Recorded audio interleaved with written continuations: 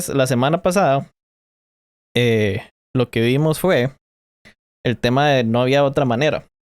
Y se trataba de que, ya que en clases pasadas vimos que el libre albedrío es importante y que si, y ya tomando el libre albedrío como verdadero, entonces las personas podrían decir que si había otra manera en que Dios no permitiría tanto mal o no permitiría en absoluto mal, incluso habiendo libre albedrío.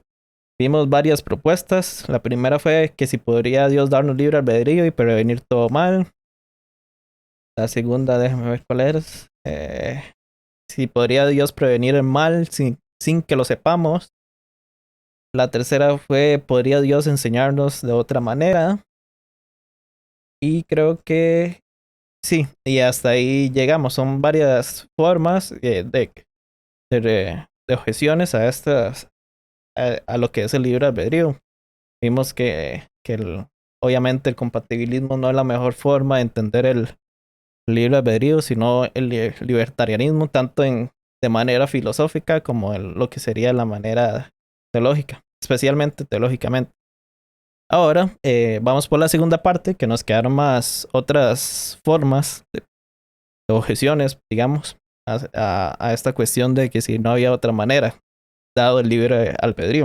Entonces vamos a continuar eso. Ok, si ven la diapositiva, ¿verdad? Ya pasé la siguiente. Sí. Ok. Esta clase vamos a ver demasiadas citas de Clay Jones porque de alguna manera a él le gusta contar cuentos. No, le gusta contar historias bastante. Entonces vamos a ver muchas citas de él en esta clase. No quería cambiar todas las palabras como para decir como si fuera yo porque sonaría como extraño. Entonces vamos a ponerlos como si fuera historias de él. Entonces vamos a ver la siguiente, que quizás Dios no debería habernos creado en primer lugar. Aproximadamente, dice Clay Jones, 1800 asistieron a nuestro evento apologética en Calgary, Canadá.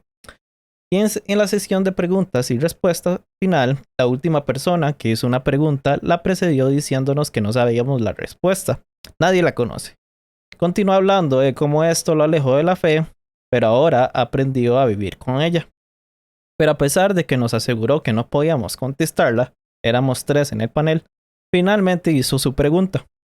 Con todo el inmenso sufrimiento que había en el mundo, la inconmensurable o inimaginable suma del sufrimiento humano, ¿por qué Dios elegiría crearlo en primer lugar?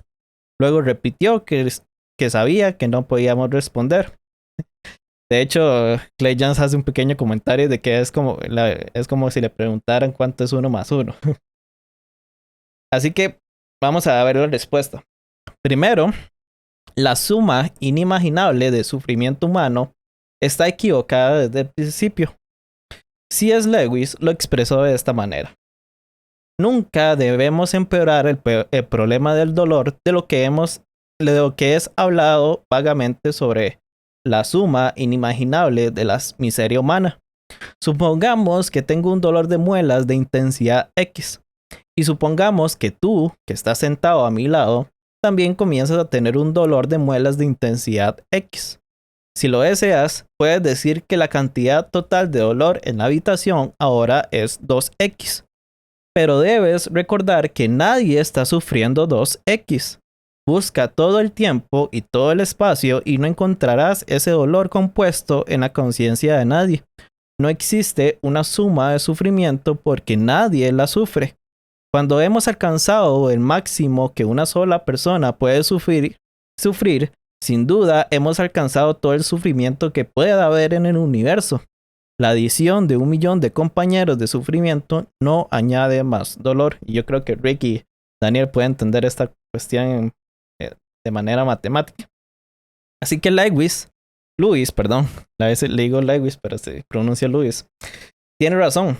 No tiene sentido sumar todo el sufrimiento y preguntarse si Dios no debería haber creado personas para evitar la suma porque nadie la sufre.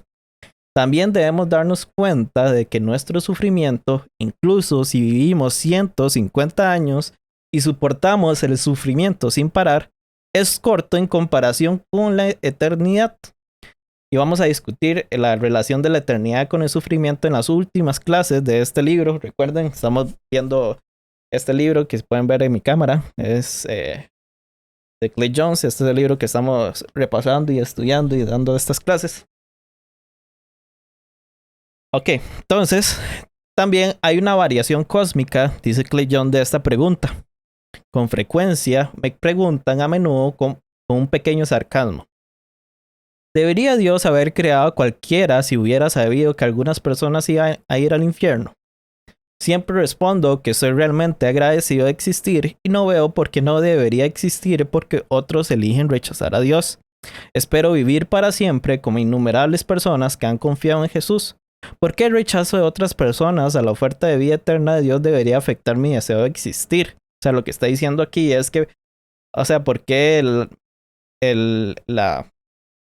mi meta, la cuestión de estar en el paraíso, debería ser afectada solo porque unas personas simplemente no quisieron aceptarla? No es como si ellos tuvieran menos privilegios de lo que nosotros tuvimos. Todos estamos casi que en las mismas condiciones de ver si aceptar o no a Jesús. Continuamos. Dice que Clay Jones continúa diciendo que cuando hablé en una conferencia apologética juvenil en Summit Ministries, un consejero me instó a que viniera y respondiera a esta pregunta de una joven a quien llamaré Sherry. Sherry se sentó con Ashley y comenzó a llorar por cómo podría tener sentido que Dios eligiera crear personas cuando sabía que muchos lo rechazarían.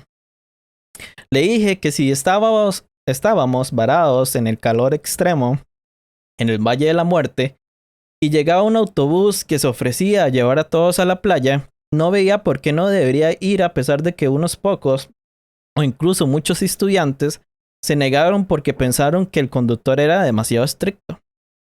Pero Sherry no estaba satisfecha con eso.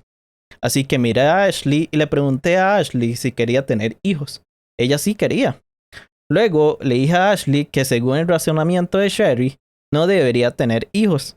Después de todo, ella tiene que saber que sus hijos crecerán para lastimar a otros, crecerán para chismear, calumniar y rehuir, etcétera, etcétera. Algunos de sus hijos pueden consumir drogas, cometer adulterio, divorciarse de sus cónyuges, lastimar a sus hijos y cometer delitos. Tal vez incluso delitos violentos. Incluso puede que cuando crezcan no les agrade a ella. Señalé que no nos llevaría mucho tiempo en la conferencia encontrar niños a los que no les agradaran sus padres. Sherry no estaba en desacuerdo en ningún punto y comenzó a verse triste. Mientras empujaba el tema más lejos, ella dijo: está bien. Has dejado claro tu punto. Pero luego miré a Sherry y le dije: ciertamente no deberías tener hijos, ni siquiera casarte. Después de todo, es posible que tu esposo realmente quiera tener hijos. Ella dijo: está bien. Y terminamos. Me gustaría decirte que Sherry se veía feliz, pero francamente pensé que se veía un poco triste. Triste porque parecía claro que todavía tenía la plena intención de tener hijos, a pesar de que pudieran volverse cascarrabias, groseros o algo peor. Así que la relación es extremadamente valiosa y los padres no son realmente responsables del mal que hacen sus hijos, aunque saben que cada uno de sus hijos lastimará a otros y que a algunos les irá mucho peor. Así que volviendo al punto, que otros rechacen el regalo gratuito de Dios no me hace desear que tú ni yo no existiéramos. Hay una palabra que dice Clay Jones al final. Dice: hay una palabra pastoral más que decir.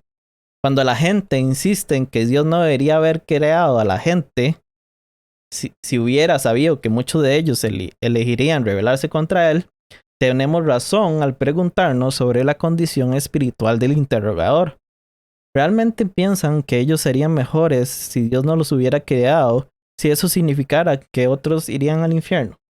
O tal vez es realmente que ellos mismos no están interesados en someterse a Dios y por lo tanto temen al infierno. Esas son preguntas, obviamente, en pensar. Vamos con la siguiente objeción.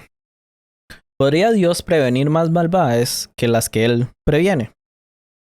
Así que una vez que la gente está de acuerdo en que si Dios va a crear seres libres, entonces Él tiene que permitirles hacerles el mal.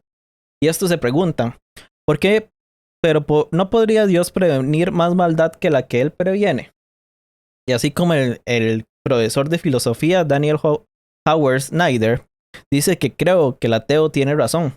Todo bien, todo bien teódico que conocemos es tal que no podemos ver cómo no se realizaría si Dios permitiera un mal mucho menos terrible. También el ateo William Rowe lo expresó de esta manera. Existen casos de sufrimiento intenso que un ser omnipotente y omnisciente podría haber prevenido sin perder un bien mayor o permitir un mal igualmente malo o peor. En otras palabras, muchos creen que hay males que como mínimo parecen gratuitos, o sea, que parecen sin sentido, pero para ellos no hay razón de por qué Dios permitiría tanto sufrimiento. Así que en respuesta a esto, hay varias cosas que tomar en cuenta. Primero, ¿quién puede decir cuánto es demasiado? Por ejemplo, los escépticos suelen citar el holocausto como ejemplo.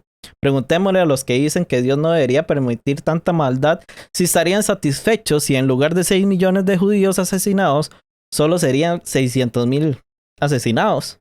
Nadie diría que sí. 6,000, tampoco. 600, tampoco. 6, tampoco. De hecho, los escépticos a menudo mencionan el horrible asesinato de una sola persona y preguntan cómo Dios pudo permitirlo.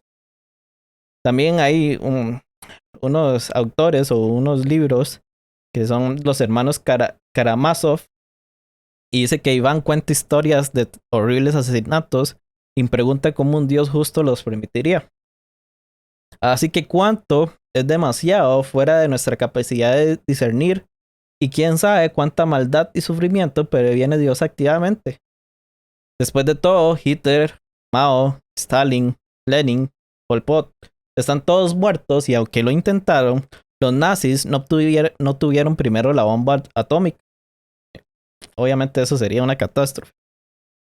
En segundo lugar, muchos escépticos no entienden las lecciones de muchos males.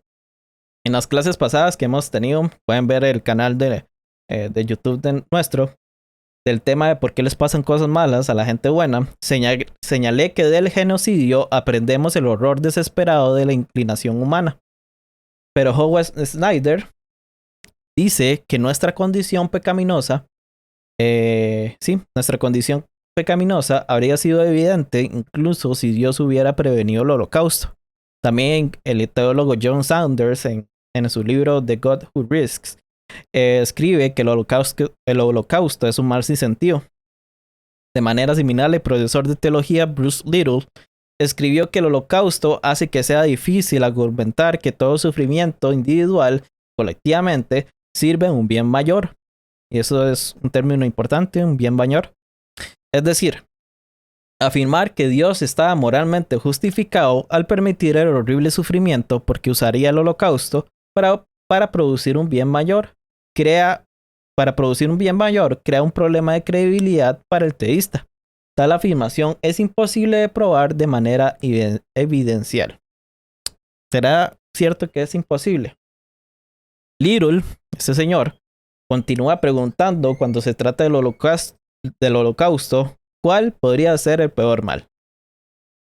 Y la respuesta es que es mejor que ocurra el holocausto que no ocurra y que los seres humanos y angelicales no se den cuenta del horror de seres que deciden seguir su propio camino.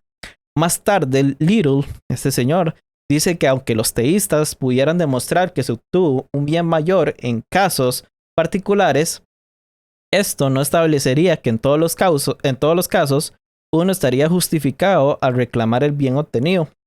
Y sin embargo, eso es precisamente lo que la teodicea del bien mayor, este es BM, requiere.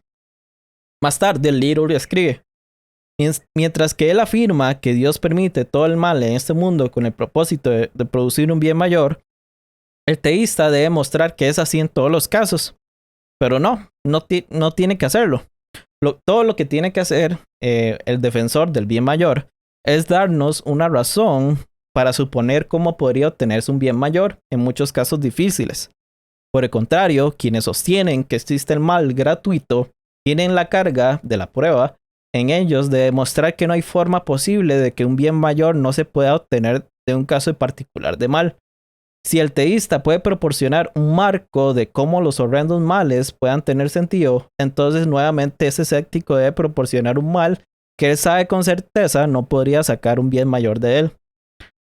Dado, como voy a argumentar más adelante, los ángeles están mirando y el juicio revelará todas las cosas, es difícil imaginar exactamente cómo cada mal no podría ser una lección para la eternidad.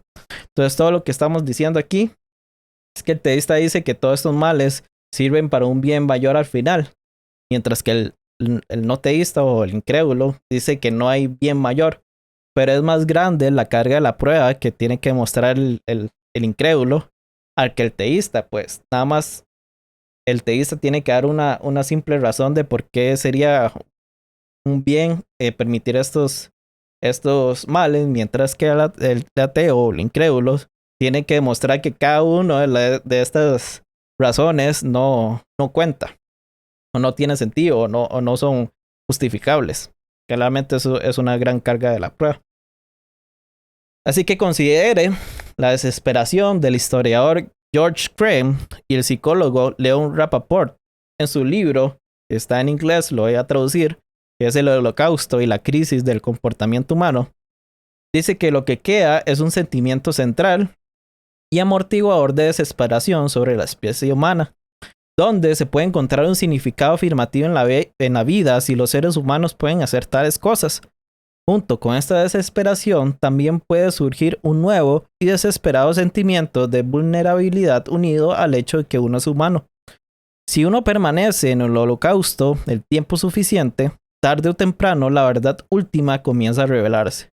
Uno sabe, finalmente, ya sea que uno podría llegar a hacerlo o estar hecho para hacerlo. Si pudiera suceder a una escala tan masiva en otro lugar, entonces puede suceder en cualquier lugar. Todo está dentro del alcance de la posibilidad humana, y nos guste o no, Auschwitz expande el universo de la conciencia no menos que los aterrizajes en la luna. Fue el holocausto lo que llevó a Crane y Rappaport, estos autores, a conocer el sentimiento central y amortiguador de desesperación sobre la especie humana. Como dijo Zygmunt Bauman, este señor que está aquí, la noticia más aterradora que provocó el holocausto y por lo que aprendimos de sus perpetradores no fue la probabilidad de que esto pudiera pasarnos a nosotros, sino la idea de que nosotros podríamos hacerlo. De hecho, nada ilustra la propensión humana que a sus pies se apresuran a derramar sangre, como dicen algunas partes de la Biblia, como un genocidio. Daniel Howard Snyder pregunta por qué Dios no solo permite que los malvados sufran. Dice así: si bien Dios está justificado al castigar a los malvados por su maldad, gran parte del sufrimiento del mundo es inmerecido. Y nadie puede decir con sensatez que Dios estaría justificado al castigar a quienes no lo merecen. Pero ¿podría todo el sufrimiento del mundo ser merecido? Lo dudo. Los animales no humanos, los niños muy pequeños y los adultos con discapacidades graves sufren inmensamente, pero no lo merecen, ya que no son moralmente responsables de sus acciones. Además, aunque muchas personas moralmente responsables sufren en un grado proporcional a sus pecados, muchas más no. Esta es una de las principales lecciones del libro de Job. Entonces, aunque algunos sufrimientos pueden ser explicados por el castigo divino, no pueden explicar el mal que nos preocupa principalmente, o sea, el sufrimiento inmerecido y la maldad espantosa. ¿Por qué no solo los malvados? Sería la pregunta. ¿Por qué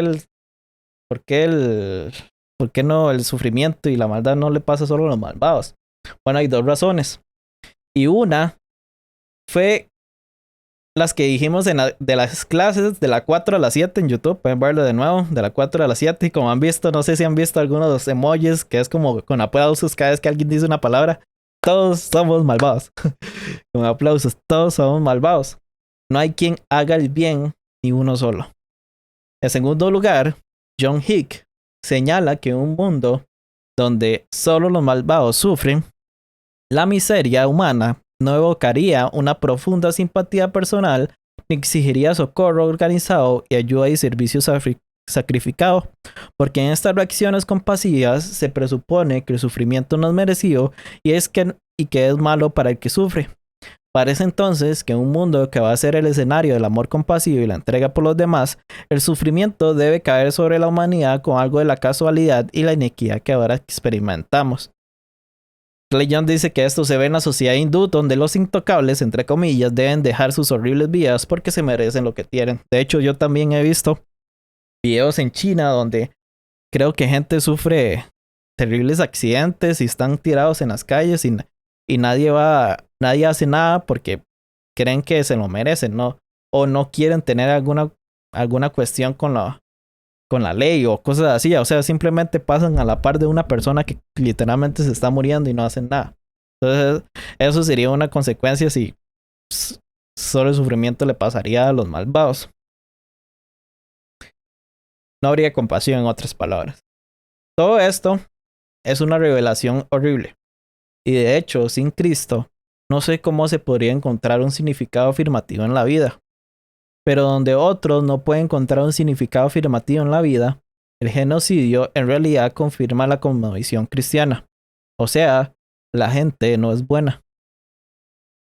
Examinemos dos ejemplos más comunes de lo que se considera sufrimiento gratuito o sufrimiento inútil, en otras palabras. El sufrimiento de los niños y el sufrimiento de los animales. Clay Jones dice que al principio necesito hacer un comentario pastoral.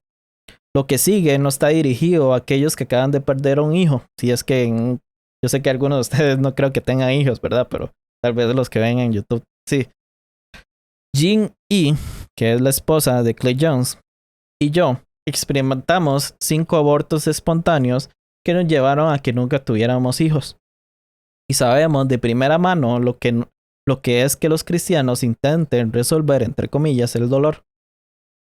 Aquellos en el proceso de duelo rara vez buscan explicaciones de cómo Dios obra en el universo. Más bien, la escritura nos dice que llorad con los que lloran. Pero este no es un libro sobre cómo ayudar a quienes están en duelo.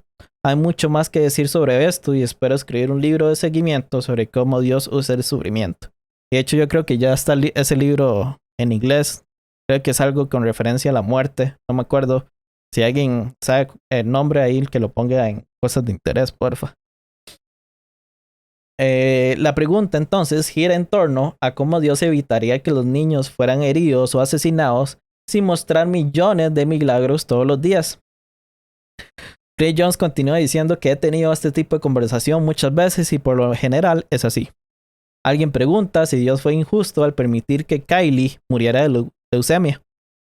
Yo respondo, pero no es solo Kylie la que te preocupa, ¿verdad? Quiero decir, ¿no crees que Dios no debería permitir que ningún niño muera de cáncer, verdad? Siempre están de acuerdo con este punto. Después de todo, tendrías que ser un cerdo egoísta para decir que solo te importaba un niño que murió de cáncer y no otros. Entonces señalo que no es solo el cáncer, ¿verdad? Quiero decir, ¿no crees que los niños deban morir de otras enfermedades horribles? Siempre están de acuerdo. Luego pregunto, pero no es solo una enfermedad.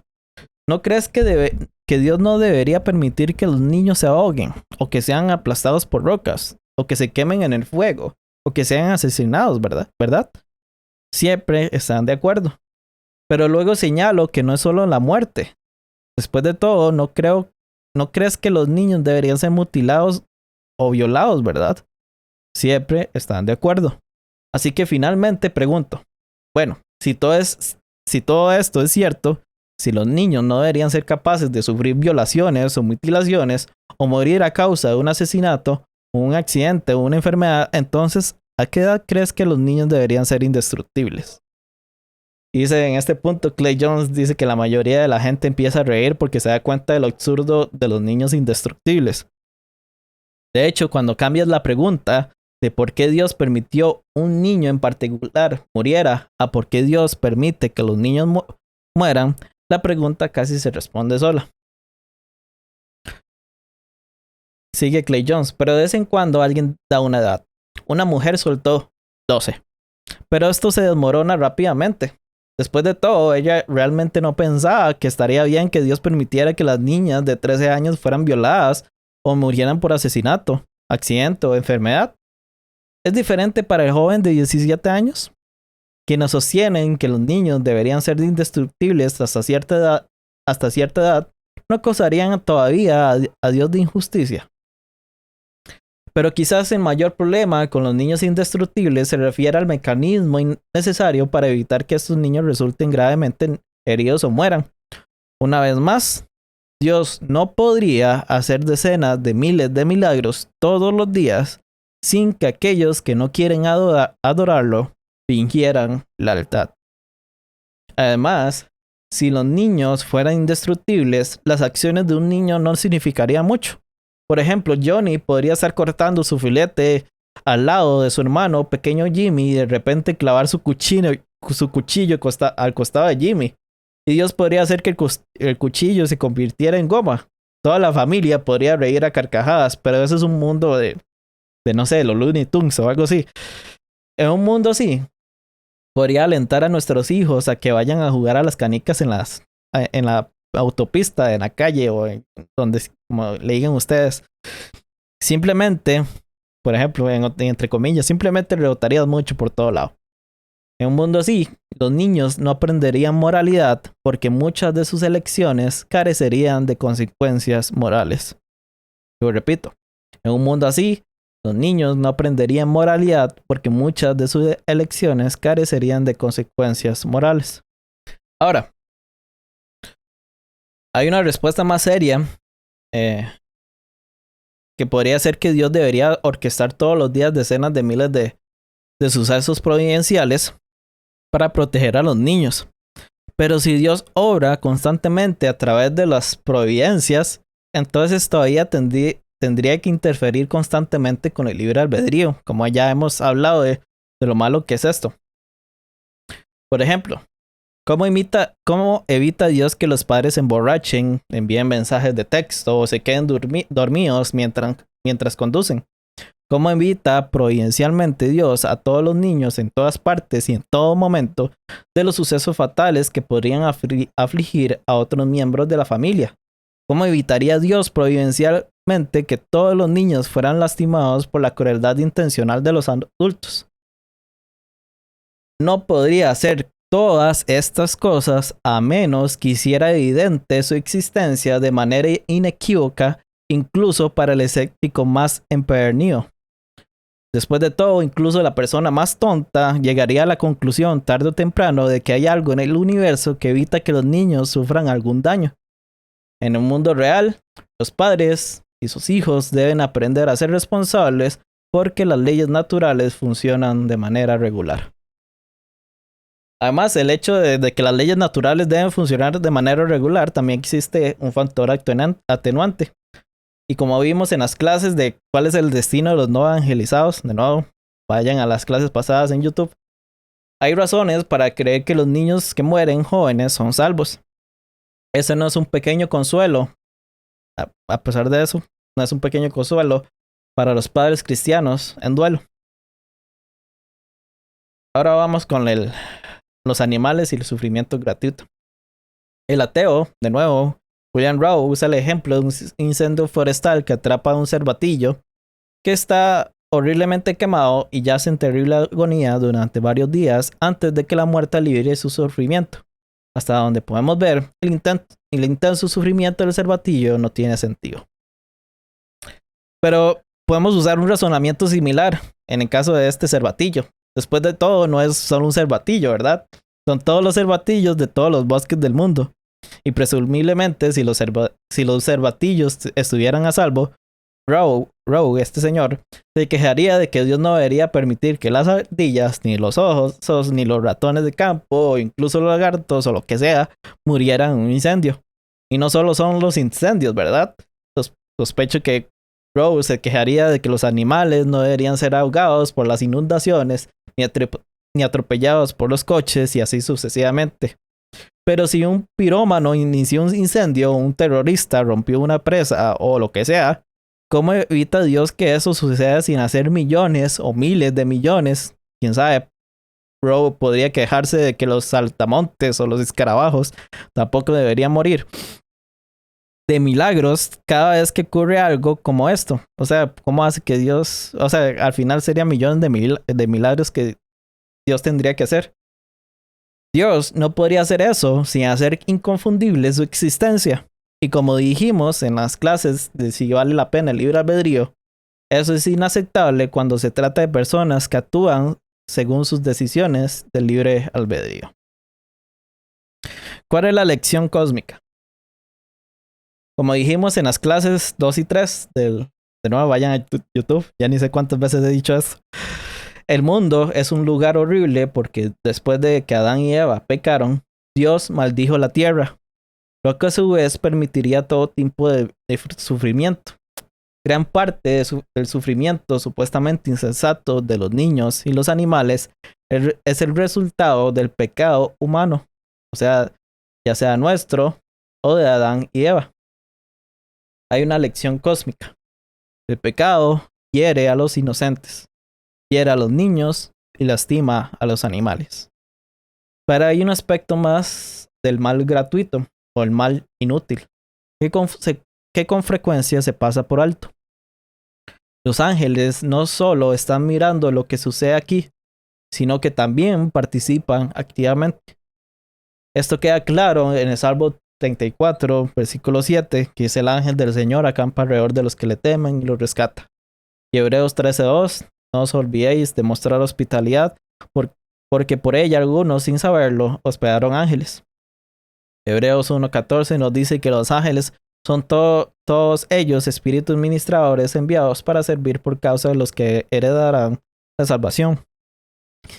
Además, esto se discutirá más adelante en las clases sobre reinar con Cristo. Esas son como las últimas clases. Los ángeles también están aprendiendo de lo que Dios está haciendo a través de la iglesia.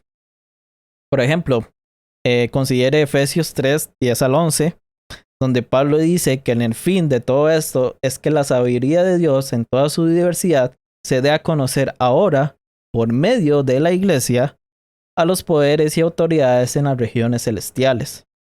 Los poderes y las autoridades de las regiones celestiales están aprendiendo al observar lo que Dios hace a través de nosotros y están aprendiendo del horror del pecado humano.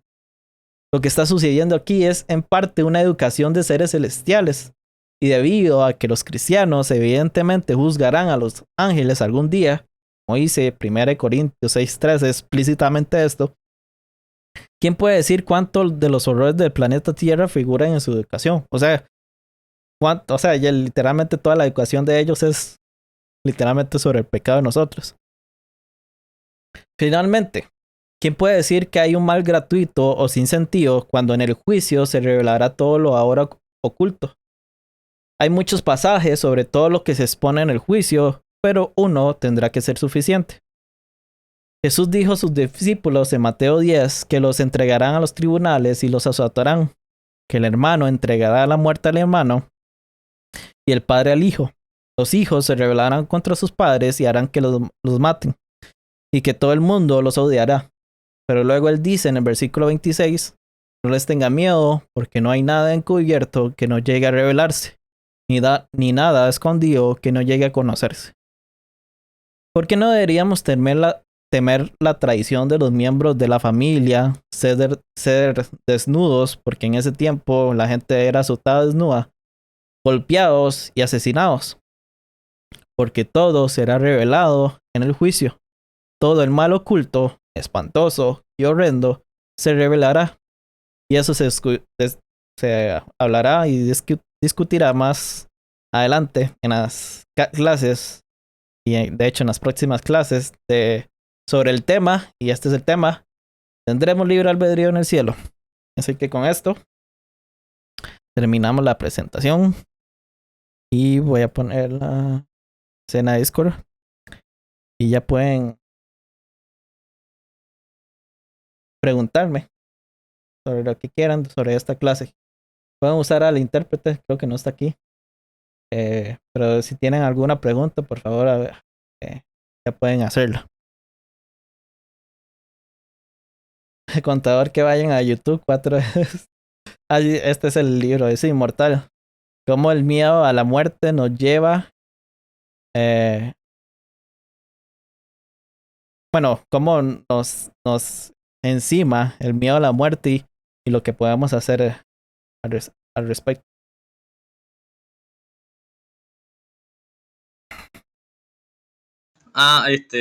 Una pregunta. No me acuerdo cuánto, pero estaba hablando con el Yerko y Yerko tiene el pensamiento de que no todas las cosas todos los males que ocurren pueden llegar a una, como que tengan su lado positivo. Sí, ¿Cómo, sí, sí, sí, cómo es podrías responder? correcto, sí. De hecho, no solo Yerko, yo creo que hay muchísimos cristianos académicos. Puedo decir uno que es MacGregor, Kirk MacGregor. Él es un teólogo, profesor de filosofía en la Universidad Wheaton College. Él hizo un argumento a favor del sufrimiento gratuito, el mal gratuito, sí, todo lo que tenga que ver con algo que es sin sentido. Como él dice, esto no afirma o contradice la cuestión de, de que Dios es malo o que Dios no debería darlo. Eh, si quieren más adelante les pongo los links de sus charlas, pero en resumidas cuentas. De hecho, tuve una conversación con Jairo Izquierdo y si alguien puede buscar el canal de Jairo y ponerle la conversación del problema mal que tuvo conmigo, hablamos sobre la postura de Kerry McGregor sobre el sufrimiento gratuito. Y lo que él dice, si más no recuerdo, fue hace bastante tiempo, es que él dice que el sufrimiento gratuito es una consecuencia de lo que se conoce como alejamiento epistémico de Dios. Lo vimos en clases pasadas, que es lo que significa ese concepto, que es como algo parecido a esta misma cuestión de que Dios no puede mostrarse en su totalidad porque al final la gente tendría que fingir, sí, ese mismo video, tendría que fingir lealtad. Entonces, de alguna manera, Dios se tiene que alejar epistémicamente lo suficiente para que no se revele totalmente, pero que sí se puede creer en él. Y este alejamiento lo que hace es que, de alguna manera, el universo eh, debe funcionar con las leyes que tienen y debido a que Dios no está de alguna manera en su presencia completa, hay cuestiones o imperfecciones que van a suceder en el universo y esto harán que se haga el mal natural. Sí, correcto, esto tiene que ver con el ocultamiento divino. Entonces, no me acuerdo exactamente, él da como un argumento, un silogismo, que voy a parafrasearlo, es posible que esté equivocado, que si, si, el, si existe el mal gratuito, entonces Dios no existe. La segunda premisa dice que existe el mal gratuito, por lo tanto Dios no existe. Y él dice aunque la segunda premisa, que existe el mal gratuito, es verdadera, la primera premisa no está correcta. Y es aquí donde se me va la memoria de cuál es la justificación de la primera. Pero va parecido a lo que estoy diciendo. Les debo la explicación de Kim McGregor. O si pueden ver el video de Cuba. Solo hablamos de eso. Pero sí, mi memoria, o sea, es como un pescado y no me recuerdo bien. No sé si con eso por lo menos respondí gran parte que al final no. El problema del mal gratuito sigue sin socavar la existencia de Dios. O sea, en resumidas cuentas, según todo lo que dijiste, eh, existe el mal gratuito porque Dios tiene que alejarse de tal manera que no sea como que obvio y algunos tengan que fingir lealtad. Sí, y habrán maldades. De hecho, Chris McGregor él tiene un caso severo de TOC, de trastorno obsesivo compulsivo, y dice que esto es un ejemplo mal sin sentido. Y él dice, bueno, eso es uno de los ejemplos, pero al final, lo importante aquí es que el cristiano tiene dos caminos del cual es buenos para ellos.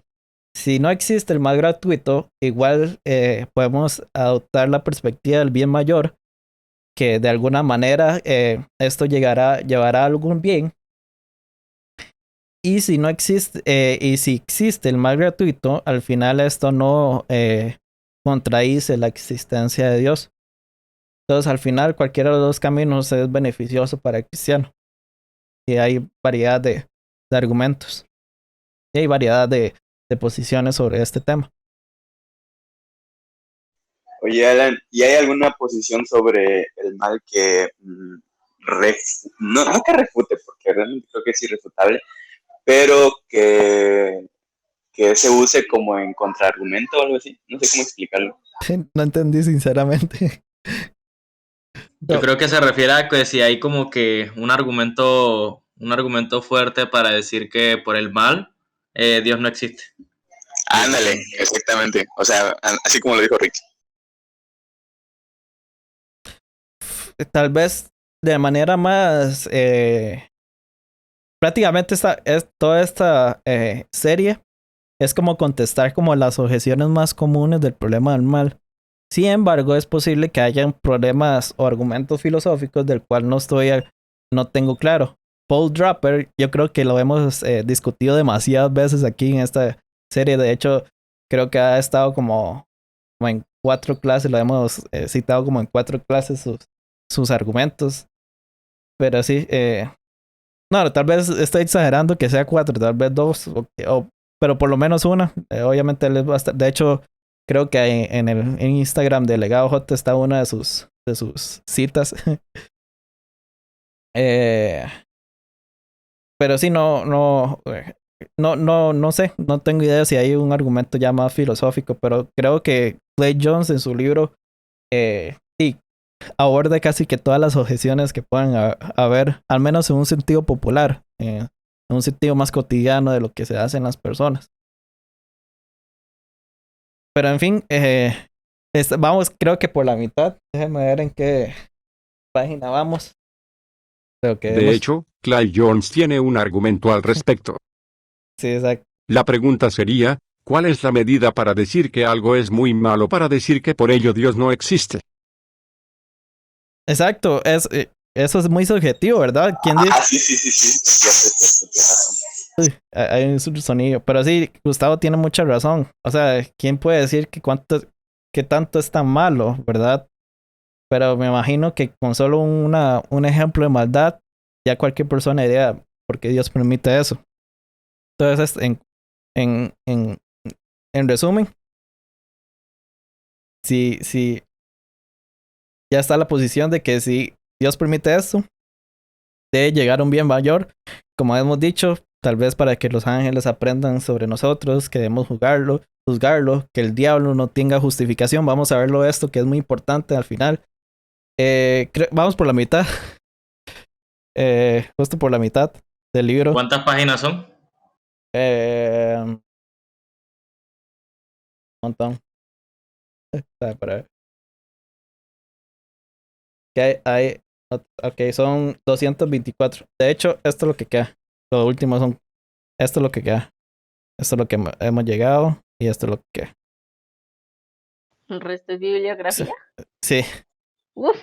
de toda esta bibliografía. Uf, qué tremendo. De hecho, Mis casi que. Eso respetos. sí estuvo bien denso, ¿eh?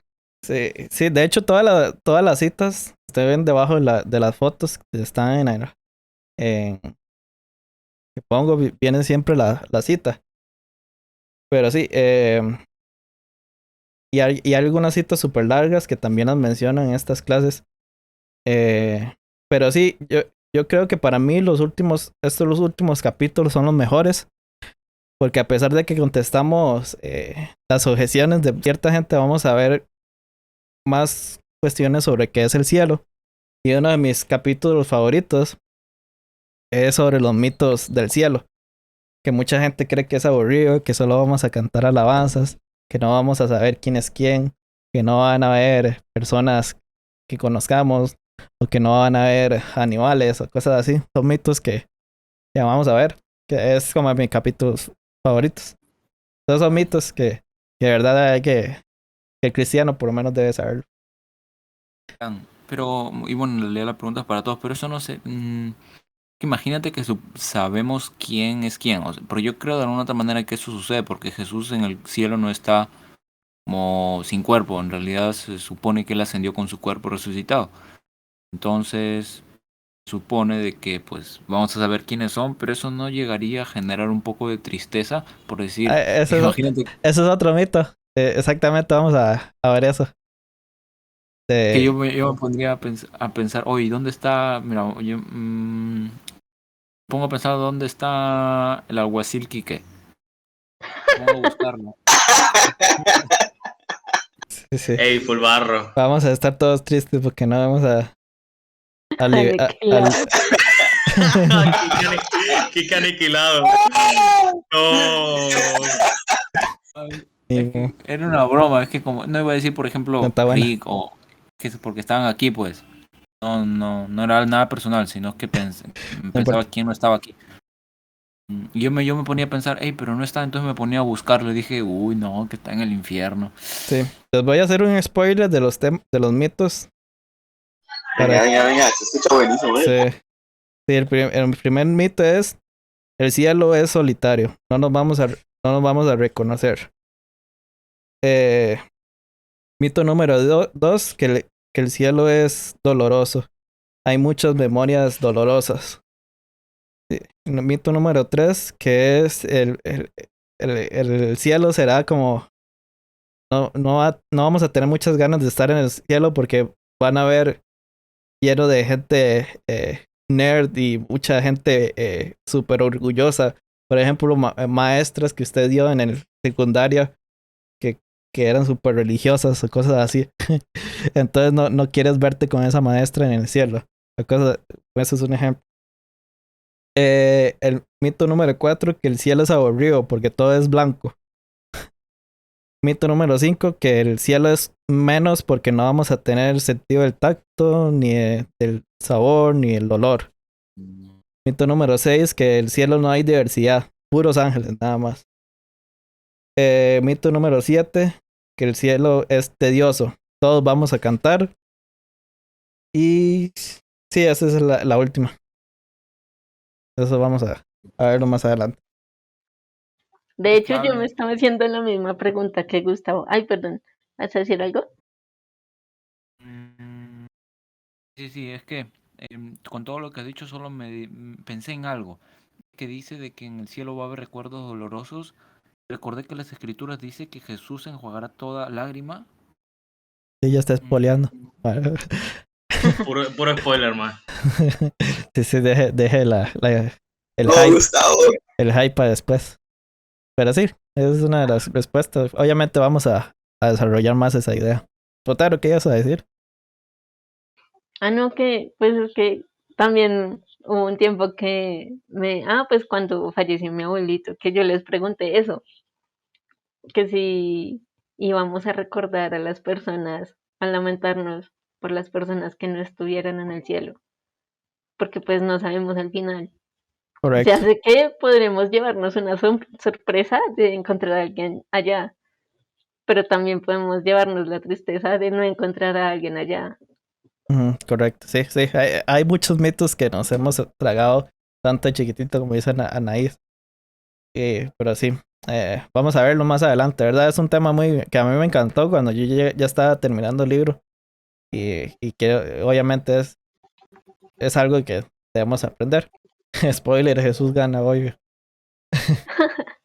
¿no? Y también, bueno, ay, no, ya nos hipiaste con ese tema, Sí, sí. porque a mí también me da la intriga, por ejemplo, que hay algunos pasajes, no sé si solo en Apocalipsis o si también en otros libros, creo que sí, que dice que los santos reclaman justicia.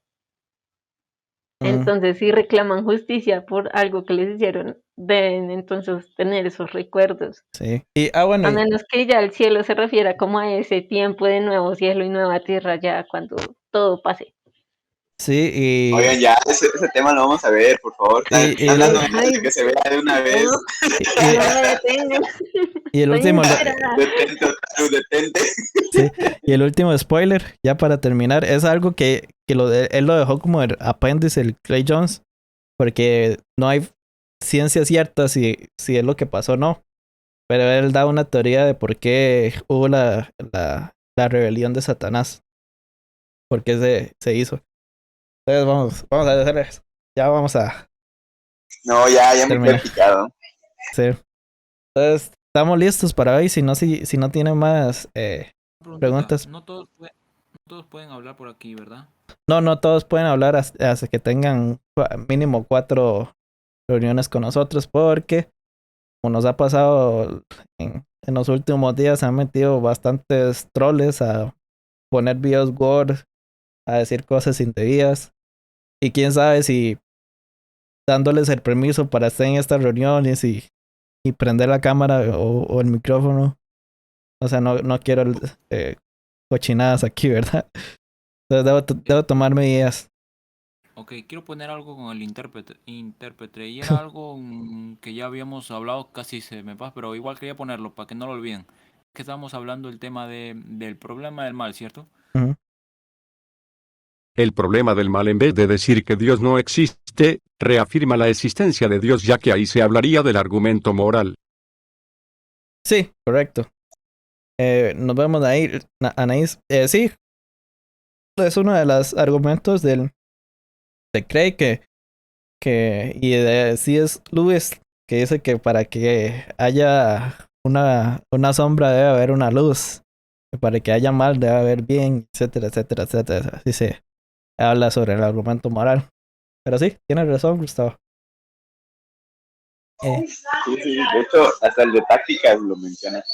Correcto, Sí, sí. igual dicen lo mismo.